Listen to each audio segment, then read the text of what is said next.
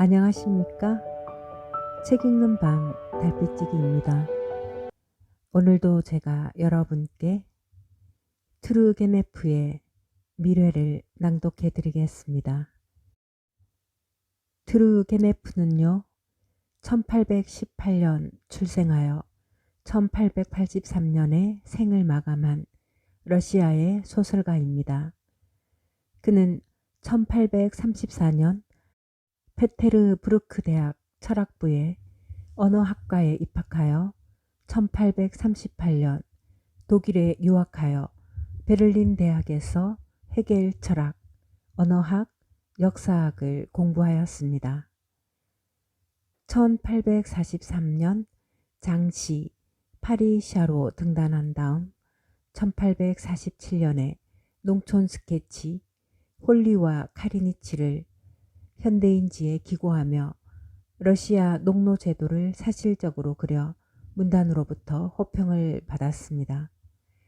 그 밖에 그의 작품으로는 충족, 황야의 리어왕, 봄의 물, 푸닌과 바브린, 희곡으로는 시골에서의 한 달, 문학론으로는 햄릿과 돈키호테 등이 있습니다. 그럼 여러분의 구독과 좋아요에 힘입어 트루게네프의 밀회, 지금 낭독을 시작합니다. 10월 중순 어느 날 나는 자작나무 숲속에 앉아 있었다. 아침부터 보슬비가 내리는가 싶더니 때때로 따뜻한 햇살이 비치기도 하는 매우 고르지 못한 날씨였다. 엷은 흰 구름이 온통 하늘을 뒤덮다가 군데군데 구름이 흩어지며 맑게 개어 반가운 파란 하늘이 구름 사이로 간간히 비치기도 했다. 나는 나무 그늘에 앉아 주위를 바라보며 귀를 기울이고 있었다. 머리 위에서 산들그리는 나뭇잎 소리만 들어도 계절을 짐작할 수 있었다. 그것은 즐거운 듯 속삭이는 봄의 웃음소리도 아니고 부드러운 여름의 속삭임도 아니며 불안한 늦가을의 사늘한 외침도 아니었다. 마치 들릴락 말락 꿈속에서 중얼거리는 소리와 같았다. 산들바람이 살며시 나뭇가지를 스치고 지나갔다. 비에 젖은 숲은 구름 속의 태양이 드러나고 숨는 데에 따라 변화무쌍하였다. 숲속의 나무들은 번갈아 미소 짓듯이 찬란하게 비치고 드문드문 서 있는 가느다란 자작나무가 흰 명주처럼 반짝이기도 했다. 키가 크고 구불구불한 아름다운 양치풀 줄기는 뒤엉킨 채 무르익은 포도알처럼 가을 햇볕에 물들어 눈앞에 투명하게 드러나 보였다. 그러다가 푸른 빛을 띄었던 숲의 선명한 빛깔이 순식간에 사라지고 하얀 자작나무가 빛을 잃은 채 싸늘하게 비치며 녹지 않는 겨울 눈처럼 하얀 모습을 하고 있었다. 이윽고 속삭이듯 보슬비가 소리 없이 내렸다. 자작나무 잎은 눈에 띄게 빛을 잃었지만 아직은 푸른 편이었다. 여기저기 서 있는 어린 자작나무는 비에 씻긴 나뭇가지 사이로 반짝이며 온통 빨갛거나 노랗게 물들어 나뭇잎 사이로 햇볕이 스며들면 마치 불타오르듯 아름다운 모습을 드러내고 있었다. 사방은 고요했다. 낯선 사람을 비웃는 듯 때때로 박새의 울음소리가 방울처럼 울려 퍼졌다. 나는 이 자작나무 숲으로 오기 전에 개를 데리고 사시나무 숲을 지나왔다. 나는 사시나무를 별로 좋아하지 않는다. 연보랏빛 줄기에 녹회색 금속성을 띤 나뭇잎이 높이 치솟아 흔들리는 부채처럼 너울너울 공중에 펼쳐져 있는 모습도 싫거니와 그 기다란 줄기에 둥글고 지저분한 나뭇잎들이 멋없이 건들거리는 모습도 싫었다. 그나마 나은 점이 있다면 낮은 관목들 사이에서 우뚝 솟아나와 붉은 석양빛을 듬뿍 받아 뿌리에서 나무순까지 적황색으로 물들며 반짝반짝 빛나는 여름날의 저녁 무렵이라든가 바람 부는 맑은 날에는 하나하나의 나뭇잎들이 요란스레 너울거리며 푸른 하늘과 이야기를 나누는 것 같은 모습은 마치 나무에서 떨어져 멀리 날아가고 싶은 열망처럼 보였다. 어쨌든 나는 이 나무를 별로 좋아하지 않으므로 사시나무 숲에서는 걸음을 멈출 생각도 않고 곧장 자작나무 숲으로 찾아왔다.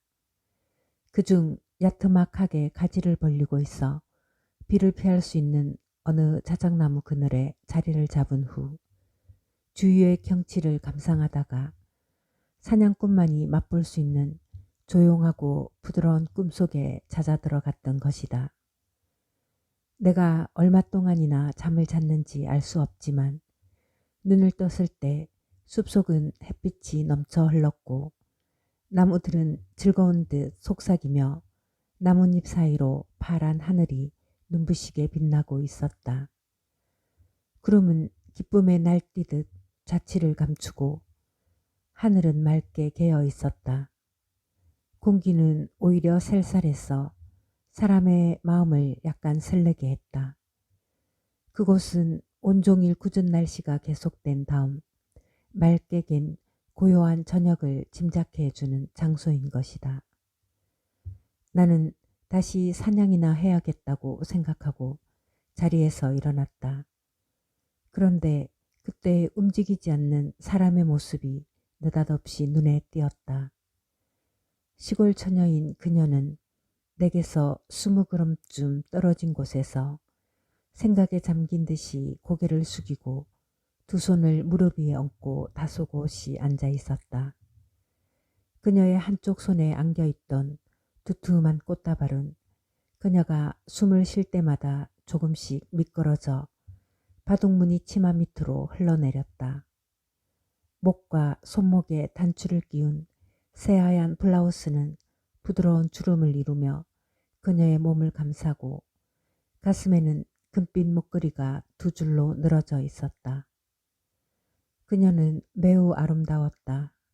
숱이 많은 아름다운 은색 머리는 단정히 빗어 넘겨 상아처럼 하얀 이마뒤로 깊숙이 동여맨 빨간 머리띠 밑에 양쪽으로 갈라져 있었다. 그녀의 피부는 매우 얇아서 황금빛으로 그을려 있었다. 그녀가 고개를 들지 않았으므로 얼굴을 똑바로 볼 수가 없었다. 그러나 가늘고 아름다운 눈썹과 기다란 속눈썹만은 똑똑히 볼 수 있었다. 그녀의 속눈썹은 젖어 있었다. 한쪽 볼에서 한 줄기 눈물이 파르스름한 입술까지 흘러내려 햇볕에 반짝이고 있었던 것이다. 그녀의 얼굴은 어느 쪽으로 보나 아름다웠다. 약간 크고 둥그스름한 턱. 그렇지만 나의 마음을 끈 것은 무엇보다 그녀의 얼굴 표정이었다. 몹시 서글퍼 보였지만 조금도 구김살이 없었으며 거기에 갈피를 잡지 못하는 천진난만한 슬픔이 넘쳐 흐르고 있었다. 그녀는 고개를 들어 사방을 둘러보았다. 그리고 투명하게 보이는 나무 그늘 아래에서 겁에 질린 사슴처럼 수정 같은 맑은 눈을 반짝이고 있었다. 그녀는 커다란 눈을 두리번거리며 소리가 난 쪽을 바라보고 귀를 기울이다가 한숨을 지으며 고개를 돌리고 냈다. 그녀는 조금 전보다 더 깊숙이 고개를 숙이고 천천히 꽃을 매만지고 있었다. 그녀의 눈꺼풀은 바르르 떨리고 입술은 빨갛게 물들었다. 그녀의 속눈썹 아래로 흘러내리던 눈물방울은 볼에 멎으며 햇빛을 받아 반짝거렸다. 이럭저럭 꽤 많은 시간이 흘러갔다. 그녀는 꼼짝도 않고 앉아서 가끔 괴로운 듯이 손을 움직일 뿐 여전히 주위에 귀를 기울이고 있었다. 또다시 숲속에서 바스락 소리가 나자 처녀는 안절부절했다. 바스락 소리가 이어지더니 뚜렷하고 믿음직스러운 발걸음 소리로 변했다. 그녀는 몸을 꼿꼿이 세우며 긴장한 빛을 감추지 못했다. 조심스러운 눈초리로 주위를 둘러보았다. 숲속에서 한 사내의 모습이 어른거리기 시작했다. 그녀는 뚫어질 듯이 그를 바라보더니 얼굴을 붉히며 즐겁고 행복한 미소를 지어 보였다. 그러다가 몸을 일으키려다 말고 털썩 그 자리에 주저앉으며 당황한 듯이 새파랗게 질리는 것이었다. 사내가 그녀 곁에 다가와 걸음을 멈추었을 때에야 그녀는 비로소 근심스러운 표정으로 고개를 들었다. 나는 나무 밑에 앉아 호기심 가득한 눈빛으로 사내를 바라보았다. 그는 어느 모로 보나 부유한 지주댁의 젊은 바람둥이 머슴으로밖에 보이지 않았다. 옷 매무새는 몹시 화려하고 한껏 멋을 부렸다. 필경 주인에게서 얻었을 짧은 외투를 입고 단추를 단정히 끼웠으며 끝이 보라색으로 물든 장밋빛 넥타이에 금태가 달린 검정 비로드 모자를 눈썹 밑에까지 내려 쓰고 있었다. 하얀 루비 슈가카는 두 귀를 받쳐주면서 볼 밑으로 깊숙이 파고들었으며 풀이 빳빳한 소매는 손가락이 보이지 않을 정도로 손목을 뒤덮고 있었지만 그 손가락에는 물망초 모양의 터키식 반지를 여러 개 끼고 있었다. 벌겋고 탱탱하여 뻔뻔스러워 보이는 그의 얼굴은 사내들의 반감을 사기에 충분했지만 유감스럽게도 여인들에게는 호감을 주는 얼굴이었다. 그는 의젓하게 보이려고 애쓰고 있었다. 원래 자그마한 잿빛 눈을 더 가늘게 뜨면서 찌푸리기도 하고 입술을 실룩거리며 하품을 하기도 했다. 그는 탐탁지 않다는 듯이 거드럼을 피우며 멋지게 구부러진 붉은 관자놀이 털을 매만지기도 하고 두툼한 윗입술의 노란 콧수염을 잡아당기기도 하는 등 한마디로 말해서 눈을 뜨고 볼 수 없을 정도로 거드럼을 피우는 것이었다.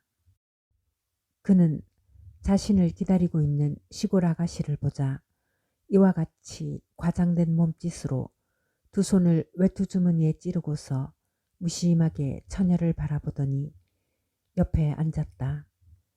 그래, 잘 있었어?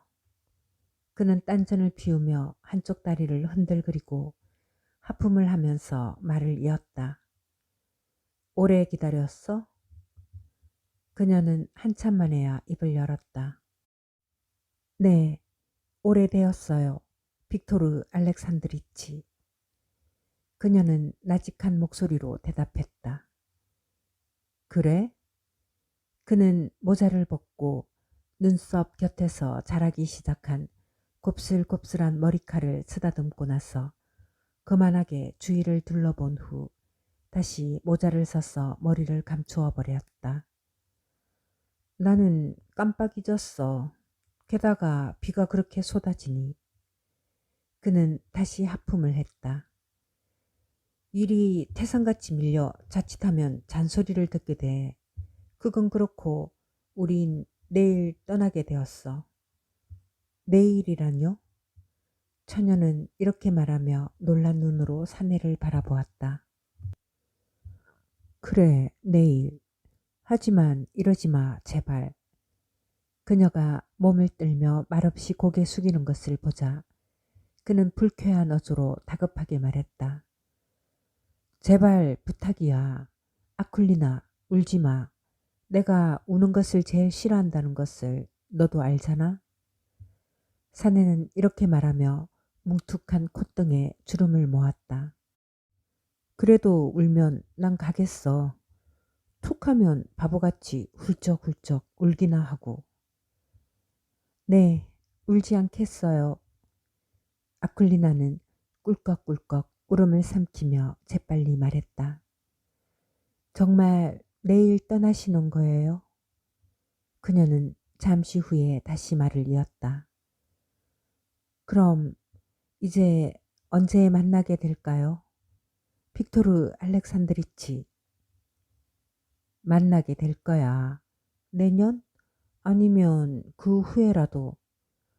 주인은 페테르부르크에서 일하고 싶어 하는 것 같아.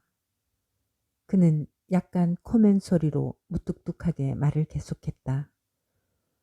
어쩌면 외국에 갈지도 몰라. 당신은 저를 잊어버릴 테지요? 아쿨리나는 서글픈 표정으로 말했다. 잊어버리다니 난 잊지 않을 거야.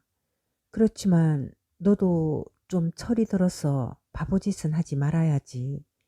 아버지 말씀도 잘 듣고 어쨌든 난 너를 잊지 않을 거야. 잊지 않고 말고. 그는 이렇게 말하며 허리를 펴고 다시 하품을 했다. 저를 잊지 말아주세요. 빅토르 알렉산드리치. 그녀는 애원하는 어조로 말을 계속했다. 전 어쩌다 이렇게 당신을 사랑하게 되었는지 모르겠어요. 세상의 모든 것이 당신을 위해서만 있는 것 같아요. 당신은 아버지 말씀을 들으라고 하지만 제가 어떻게 아버지 말씀을 들을 수가 있겠어요? 아니, 왜? 그는 팔베개를 하고 누워 뱃속을 울리는 목소리로 말했다. 그 이유는 당신도 잘 아시잖아요. 아쿨리나, 나도 네가 그렇게 바보는 아닌 줄 아는데. 사내는 말을 이었다. 그런 바보 같은 소리는 하지도 마. 난 너를 위해 그러는 거야. 너도 아주 시골 촌뜨기는 아니잖아. 너 어머니도 농사꾼만은 아니었으니까. 그렇지만 넌 교육을 받지 못했으니 남이 가르쳐주면 그 말을 잘 들어야 해. 어쨌든 무서운걸요? 글쎄, 실없는 소리 마. 대체 무엇이 무섭단 말이야. 그런데 그건 뭐지? 처녀 곁으로 다가가며 그가 말했다. 꽃인가? 네, 꽃이에요. 아쿨리나는 힘없이 대답했다. 들에서 모가잎을 따왔어요. 그녀는 약간 생기 있게 말했다. 이것은 송아지에게 먹이면 좋아요. 그리고 이것은 금잔화예요. 습진에 잘 듣는데요. 자, 보세요. 얼마나 예쁜 꽃이에요. 이것은 물망초고요. 이 꽃은 향기 나는 오랑캐꽃. 또 이것은 당신 드리려고 꺾은 거예요. 드릴까요? 그녀는 노란 모가잎 밑에서 가는 풀로 묶은 파란 들국화다발을 꺼내면서 말했다. 빅토르는 천천히 손을 뻗어 이것저것 냄새를 맡은 다음 생각에 잠긴 듯 거만한 표정으로 하늘을 바라보며 손가락으로 꽃다발을 빙글빙글 돌리기 시작했다. 아쿨리나는 사내를 물끄러미 바라보았다. 그녀의 슬픈 눈길 속에는 몸과 마음을 다 바쳐 신처럼 숭배하고 복종하겠다는 가력한 정성이 깃들어 있었다. 그녀는 작별해야 할 사내를 두려워하면서도 슬금슬금 바라보았다. 그러나 사내는 술탄처럼 거드름을 피우며 드러누워서는 내려다보는 그녀의 눈길을 외면한 채 깊은 생각에 잠긴 표정을 하고 있었다. 나는 치밀어 오르는 화를 참으며 그 불구죽죽한 얼굴을 찬찬히 바라보았다. 그 얼굴에는 사람을 멸시하는 듯한 위장된 무표정 속에 자기 만족의 자만심이 넘쳐 흐르고 있었다. 그녀의 열정에 불타는 표정은 자신의 애절한 사랑을 숨김없이 호소하고 있었다. 그런데 사내는 꽃다발을 풀 위에 던져놓고 외투 주머니에서 청동태를 두른 둥근 유리알을 꺼내어 한쪽 눈에 끼려고 했다. 그러나 아무리 눈썹을 찌푸리고 볼과 코까지 움직여가며 끼우려고 애썼지만 안경은 자꾸 빠져나와 손바닥에 떨어지는 것이었다. 그건 뭐예요? 아쿨리나가 놀라워하며 입을 열었다. 외알박이 안경이야. 뭘 하는 건데요? 더 똑똑히 볼 수 있지. 그것은 알만 있는 외짝 안경이었다. 어디 좀 보여주세요. 빅토르는 얼굴을 찌푸리면서 아쿨리나에게 안경을 건네었다. 깨면 안 돼. 조심해. 걱정 마세요. 깨지 않을 테니. 아쿨리나는 조심스레 안경을 눈으로 가져갔다. 아무것도 보이지 않네요. 그녀는 천진하게 말했다. 눈을 가늘게 떠야 하는 거야. 마치 학생을 가르치는 스승과 같은 어투로 그는 말했다. 아쿨리나는 안경을 대고 있는 눈을 가늘게 떴다. 아니, 그쪽이 아니야. 바보 같으니. 이쪽이란 말이야. 빅토르는 이렇게 외치면서 아쿨리나가 미처 안경을 고쳐쥐기도 전에 빼앗아 버렸다. 아쿨리나는 얼굴을 붉히며 수줍은 미소를 띤 채 고개를 돌리고 말았다. 아무래도 나 같은 사람이 가질 것은 못 되는군요. 아쿨리나가 말했다. 물론이지. 가엾은 아가씨는 입을 다물고 깊은 한숨을 쉬었다. 빅토르, 당신이 떠나버리면 전 어떡하죠? 그녀가 물었다. 빅토르는 옷자락으로 안경을 닦은 후 다시 외투 주머니에 집어넣었다. 그래. 마침내 사내는 입을 열었다. 얼마 동안은 괴롭겠지.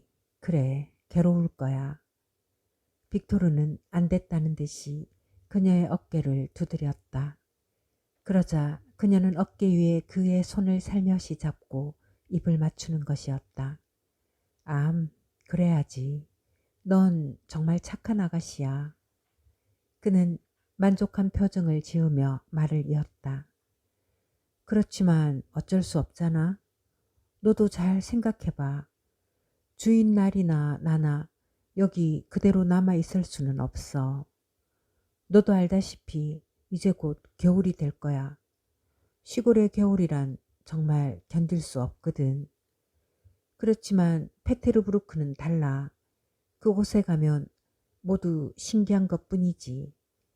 아마 너 같은 시골뜨기는 꿈에도 상상하지 못할 거야.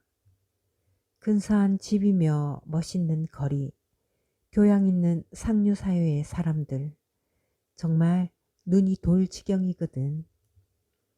아쿨리나는 어린애처럼 입을 벌린 채 그의 이야기를 열심히 듣고 있었다. 빅토르는 풀밭에서 몸을 뒤척이며 말을 계속했다. 네, 이런 말을 한들 무슨 소용이 있겠어?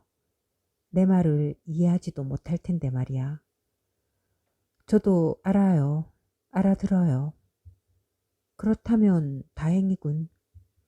아쿨리나는 눈을 내리떴다. 예전 같으면 당신도 그렇게 말하지는 않으실 텐데, 빅토르 알렉산드리치. 그녀는 눈을 내리깐 채 계속 말했다. 예전이라니 무슨 소리를 하는 거야. 예전이라니. 빅토르는 성난 말투로 말했다. 그들은 잠시 말이 없었다. 이젠 그만 가봐야겠어. 빅토르는 일어서려고 팔꿈치를 세웠다. 조금만 더 기다려주세요. 아쿨리나는 애원하듯이 말했다. 뭘 기다려. 작별 인사도 끝났는데. 잠깐만 기다려주세요. 아쿨리나는 같은 말을 되풀이했다. 빅토르는 다시 벌렁 들어 누워서 휘파람을 불기 시작했다. 아쿨리나는 그에게서 눈을 떼지 않았다. 그녀가 점점 흥분하고 있다는 것이 여실히 드러났다. 입술은 바르르 경련을 일으키고 파리한 두 볼은 홍조를 띄었다. 빅토르 알렉산드리치? 그녀는 분명한 목소리로 또박또박 말했다. 당신은 너무해요. 정말 너무해. 뭐가 너무해? 사내는 미간을 찌푸리고 이렇게 말한 다음 약간 몸을 이렇게 세워 그녀에게로 고개를 돌렸다. 너무해요, 빅토르 알렉산드리치. 떠나는 마당에 단 한마디라도 좀 따뜻한 말을 해주면 안 되나요? 단 한마디라도. 의지할 데 없는 가엾은 제게요. 아니, 무슨 말을 하라는 거야? 몰라요. 그런 건 당신이 더 잘 아실 텐데요. 떠나는 마당에 한마디쯤 내가 왜 이런 말을 해야 한담? 도대체 무슨 말인지 알 수가 없군. 날더러 무슨 말을 하라는 거야. 단 한마디라도 좋으니 같은 말만 되풀이하고 그는 이렇게 말하면서 벌떡 일어섰다. 화낼 건 없잖아요. 빅토르 알렉산드리치. 그녀는 울먹이며 말했다. 화난 건 아니야. 네가 바보 같은 소리만 하니까. 도대체 어떻게 하란 말이야. 그렇다고 너하고 결혼할 수는 없잖아. 안 그래? 그런데 날더러 무엇을 어떻게 하라는 거야. 그는 얼굴을 들이대고 손가락질하며 그녀를 윽박질렀다. 전 아무것도 바라지 않아요. 그녀는 떨리는 두 손을 빅토르에게 내밀며 간신히 입을 열었다. 그저 작별하는 마당에 한마디만이라도. 아쿨리나의 눈에서는 눈물이 비오듯 했다. 또 우는군. 그녀는 두 손으로 얼굴을 가리고 흐느끼면서 말했다. 이곳에 남을 제 심정을 헤아려 보세요. 저는 어떻게 하죠? 네? 마음에도 없는 사람에게 시집을 가야 하나요? 아, 난 왜 이렇게 불쌍하죠? 쓸데없는 소리만 하는군. 빅토르는 걸음을 옮기며 나지막한 목소리로 중얼거렸다. 그렇지만 단 한마디쯤은 말해줄 수 있을 텐데. 그녀는 서름이 복받쳐 올라 말을 맺지 못했다. 그녀는 풀밭에 얼굴을 파묻고 애절하게 흐느껴 울기 시작했다. 그녀는 물결치듯 온몸을 들먹거렸다. 오랫동안 참고 참아온 슬픔이 드디어 폭포처럼 터지고 만 것이다. 빅토르는 잠깐 아쿨리나를 내려다 보았으나 어깨를 으쓱하고는 곧 돌아서서 성큼성큼 발걸음을 옮겨 놓았다. 잠시 후에 아쿨리나는 울음을 멈추고 고개를 들었다. 그녀는 벌떡 일어나 주위를 둘러보더니 깜짝 놀라 소리를 질렀다. 그녀는 그를 뒤따르려고 했지만 다리가 휘청거리고 넘어지고 말았다. 나는 보다 못해 그녀 곁으로 다가갔다.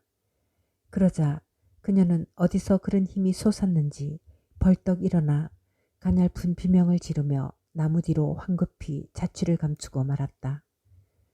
풀밭 위에는 꽃잎들이 쓸쓸히 흩어져 있었다.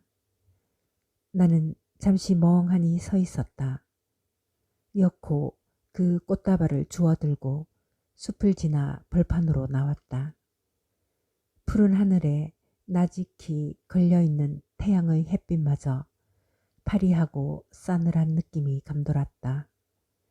태양은 이제 빛을 발하고 있는 것이 아니라 푸른 바다에서 헤엄치고 있는 것 같았다.